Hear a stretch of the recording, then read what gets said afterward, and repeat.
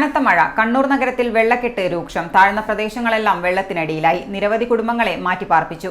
താഴെ ചൊവ്വ spinning mill വെത്തിലപ്പള്ളി division പ്രദേശത്തെ നിരവധി വീടുകളിൽ വെള്ളം കയറി. അലവിലും പള്ളിയാമൂല ഭാഗങ്ങളിലും വീടുകളിൽ വെള്ളം കയറിയിട്ടുണ്ട്. ഒരിടവേളയ്ക്ക് ശേഷം നിർത്താതെ പെയ്യുന്ന കനത്ത മഴയിൽ ജില്ലയിൽ വിതച്ചിരിക്കുന്നത് വ്യാപക നാശനഷ്ടമാണ്. നിരവധി വീടുകൾ വെള്ളം കയറിയും വെള്ളക്കെട്ട് ഭീഷണിയിലുമാണ് ഉള്ളത്. കണ്ണൂർ നഗരം അണ്ടർ ബ്രിഡ്ജ് അടക്കം വെള്ളത്തിൽ മുങ്ങിയിരിക്കുകയാണ്. താഴെ ചൊവ്വ സ്പിന്നിംഗ് മിൽ വെത്തിലപ്പള്ളി ഡിവിഷൻ പ്രദേശങ്ങളിലെ നിരവധി വീടുകളാണ് വെള്ളം കയറിയിട്ടുള്ളത്. പള്ളിയാമൂല ഡിവിഷൻ നിവാസികളെ ഡിവിഷൻ കൌൺസിലർ മാർട്ടിൻ ജോർജിന്റെ നേതൃത്വത്തിൽ ദുരിതാശ്വാസ ക്യാമ്പിലേക്ക് മാറ്റി പാർപ്പിച്ചു. കണ്ണൂർ അഴീക്കോട് അലവിൽ റോഡിൽ കല്ലടത്തോട് കടപ്പുറം റോഡിൽ വെള്ളം കയറി ഗതാഗതം തടസ്സപ്പെട്ടു. കനത്ത മഴയിൽ വെള്ളം ഒഴുകിപ്പോകാനുള്ള ഓവുചാൽ തടസ്സപ്പെട്ടതും റോഡിലേക്ക് വെള്ളം കയറാൻ ഇടയാക്കിയിട്ടുണ്ട്.